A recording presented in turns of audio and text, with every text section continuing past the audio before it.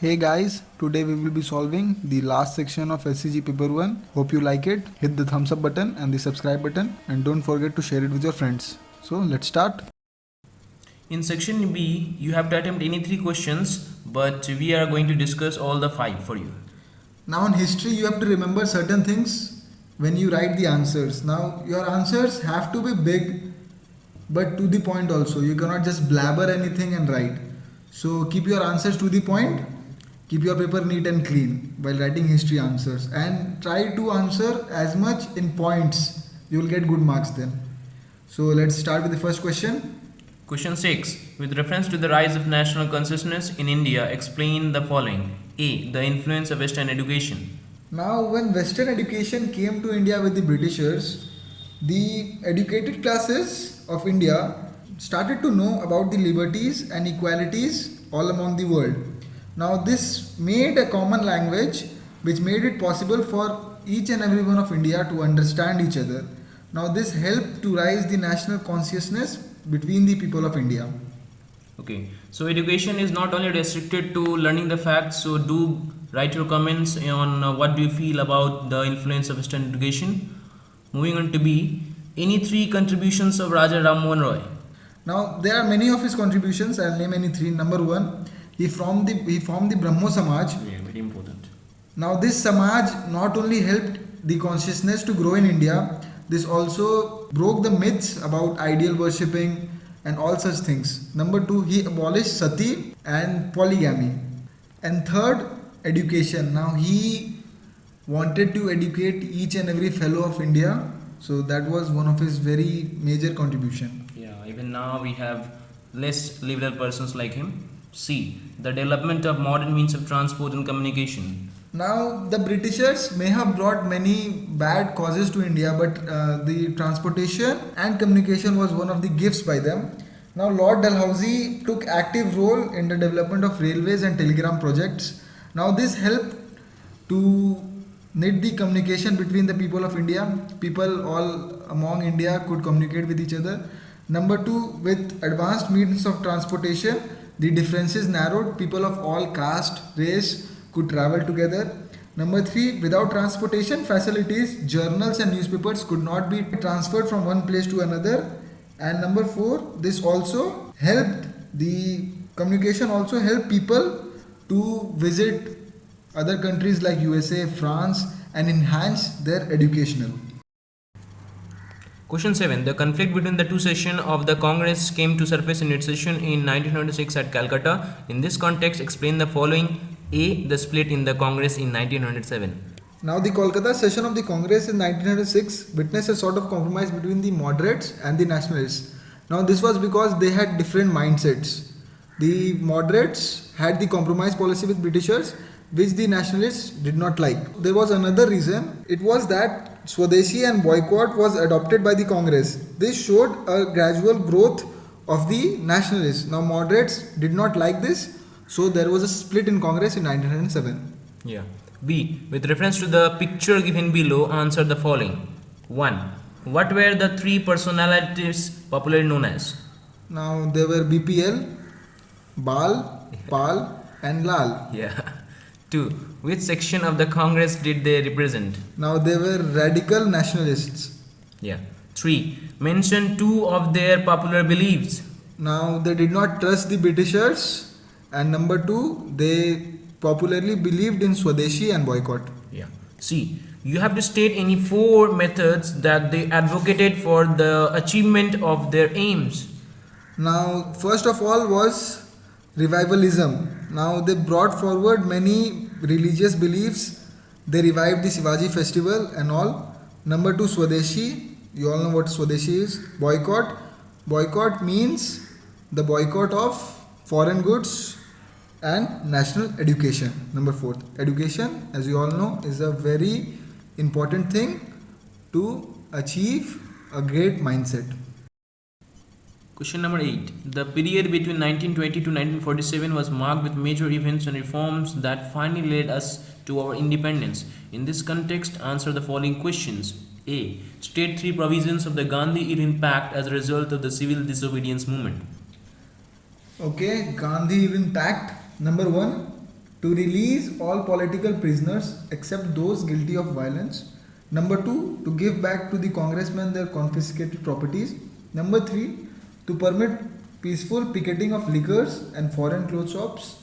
And also number 4, to permit such people as live near seashores to manufacture salt. Question B. How did the Congress and the Muslim League respond to the cabinet mission plan? Now, firstly, the Congress. Now, the Congress Working Committee sought an assurance that the proposed Constituent Assembly would be a sovereign body and the provinces should be free to opt out of a group. And secondly, Congress did not want to form an interim government. And now the Muslim League. The League criticized the proposals because their demand for Pakistan was not fulfilled. But later, Jinnah accepted the proposal, and which was later deemed null because they accused the Viceroy of having delayed the formation of the interim government. Okay. In question C, you have to mention any 4 clauses of the cabinet mission plan. Now, the cabinet mission proposal goes as follows. Number 1, a federal union. There was to be a federal union including both the British India and the princely states. Number 2, the provinces would be divided into 3 groups: Group A, Group B, and Group C. Number 3, there was an interim government to be formed. The cabinet mission recommended that the formation of an interim government at the center. And number 4, India herself would decide whether she wanted to stay in British Commonwealth or not. Yeah. Now here are the questions from contemporary world. Question number 9. The 1914 and 1939 wars that engulfed almost the entire world were known as World Wars due to its unprecedented impact and damage. In this context, answer the following. A. Explain the immediate cause of the First World War. Now, the Sarajevo crisis was the immediate cause of the First World War.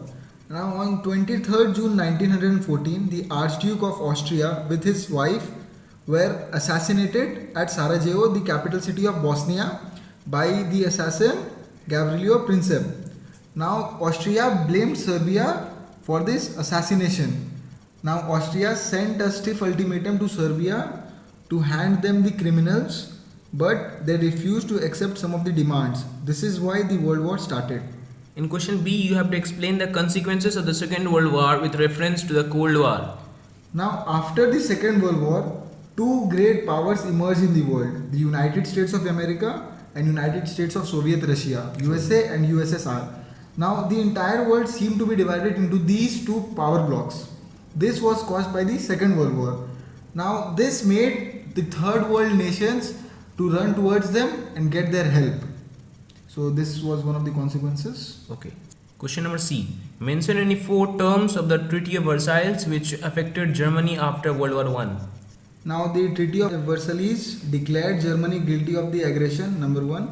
Now, she was to pay a hefty sum of $33 billion as war indemnity to the Allies.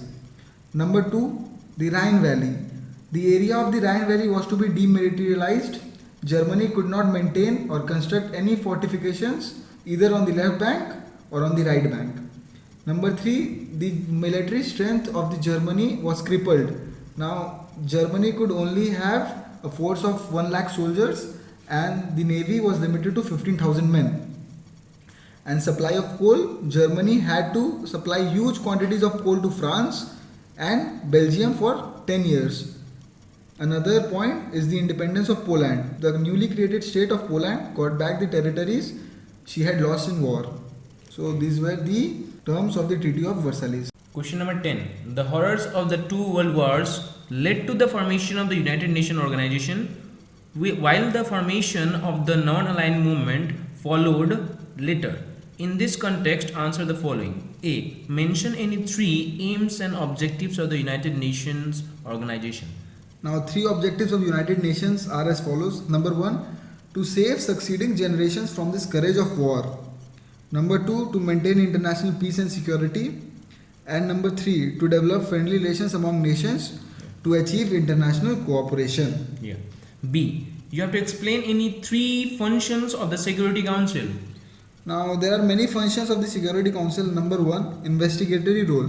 Now, Security Council may investigate any dispute or situation that might lead to an international fiddle. Number 2, Pacific settlement of disputes. The Security Councils seeks to settle the disputes between two different parties by peaceful means. And number 3, military action. If any peaceful measures have proved to be inadequate, the Security Council may resort to military action.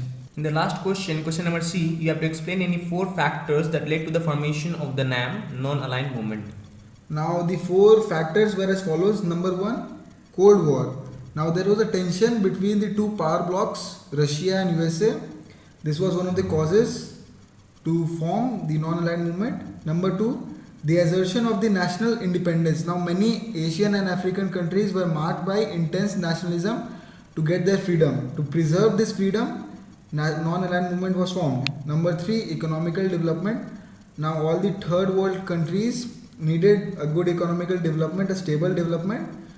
This was one of the reasons. And last was the need for peace. Now after the Second World War, the world was crying for peace. So the non-aligned movement helped that. Here we come to an end of our video on HCG paper 1. Geography is coming soon, so stay tuned.